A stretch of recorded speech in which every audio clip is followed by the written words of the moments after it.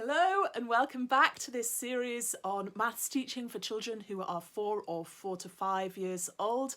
That's reception class in England and pre-kindergarten in the USA. This episode is on the underlying teaching of fraction through play in the first half year, so that children are going to be able to deal with doubles and halves of numbers later on. I'm Rebecca the Maths Lady, and I'm here to help you love your maths teaching and to confidently teach every child in your class so that they really thrive with their maths.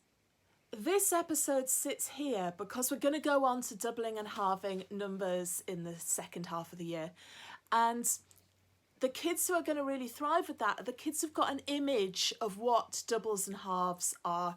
And we'll do a little bit on thirds and quarters at the same time. It doesn't need to be done as soon, but why not do it all together? Because it's just fun. Children need to have a physical experience of fractions. I'm going to introduce you to a few ways of doing this. If you manage 2, you're doing really well. You don't need to do all of these. So here is one of my favourites. These are Learning Resources Pizza Fraction Fun. It's supposed to be a game, but I have stripped out all the game parts, and I've also taken away all the fractional parts that aren't halves, thirds or quarters. And that leaves me with a box full of halves, thirds and quarter pizzas.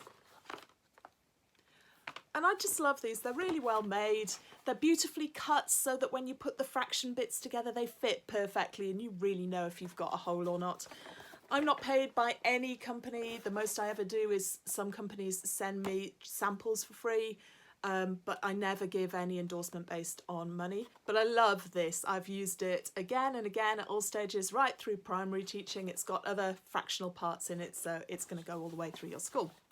With each play resource you use, obviously you want to get the children to use their vocabulary, halves, thirds and quarters, but you also want to connect fractions to the ideas of sharing fairly.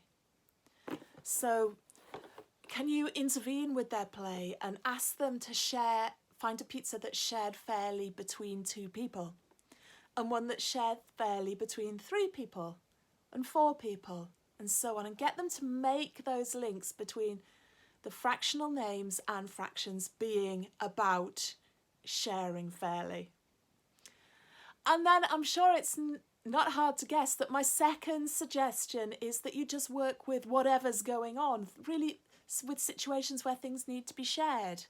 Are there cakes? Are there treats? Are there bits of fruit? Or anything going on? Just be creative. Can the children share them fairly between 2 people, 3 people, these objects? It'll give them such good insight into fractions.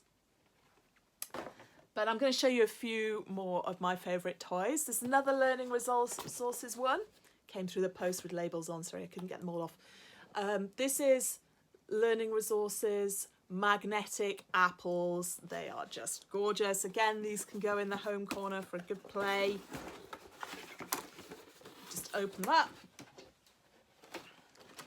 This is what it looks like inside. Got this gorgeous whole apple. This one doesn't come apart, but this apple splits in half.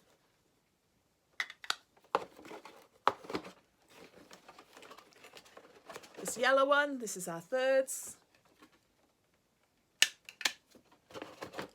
And the green one is our quarters. Just beautifully made. Gorgeous toy for them to be playing around with. Again, we want them to make sure they're using the vocabulary, halves, thirds and quarters. And we want to make sure that they link that to the idea of sharing fairly. And of course we can link the idea of sharing fairly to the idea of sharing unfairly. And that if you share things unfairly, it's not halves, thirds and quarters. Obviously that's not so easy to do with the pizzas and the apples. One way of doing it is with dough, which might be in cooking, or it might be Play-Doh, like this, or it might be clay in a crafting activity. So you can build in the idea of sharing some dough fairly into two parts. If you make it intrinsic to your cooking or your craft activity or whatever you're using dough for, can you break it in half? And of course, if a child is doing that, another child should pick them up, or you can. It's clearly not halves because it's not fair. It's got to be shared fairly to be halves. Let's get it as close as we can. And then, of course, this activity is best done when a bit of weighing's already been done, heavier than, lighter than, so the children can weigh those and try and make sure that they balance. And you can do similar activities where they have to share the dough into thirds, into 3 equal parts, or share it into quarters. And then, of course, you've got the question of how you use the balance scales to make sure that they are exact thirds or quarters. Not so easy, but really interesting discussion for your children. Of course, while we're talking about cooking, you can translate your pizzas into real life too. Take the cardboard pizzas and then let's do some sharing fairly of real pizzas. So the experiences are taken into different settings. Makes it for really powerful learning. Another great activity that's really relevant is your squidgy art paintings. Enormous bits of paper, squidgy paint, fold it in half, open it out, and you've got pictures with 2 halves the same, leads to that vocabulary.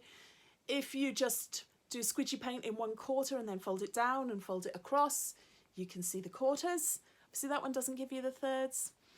All this stuff is just so much fun and so appropriate for children of this age, and it will give them a great understanding of those fractions, ready for when you want to talk about halves of numbers. Half of 6 is such an abstract idea, and a lot of children are thrown by that. But if they've already got a strong image and confidence in their knowledge of what halves are, it will get them through and enable them to cope with that later on. Of course, you've got things like Velcro, fruit and veg with knives that you can cut in half.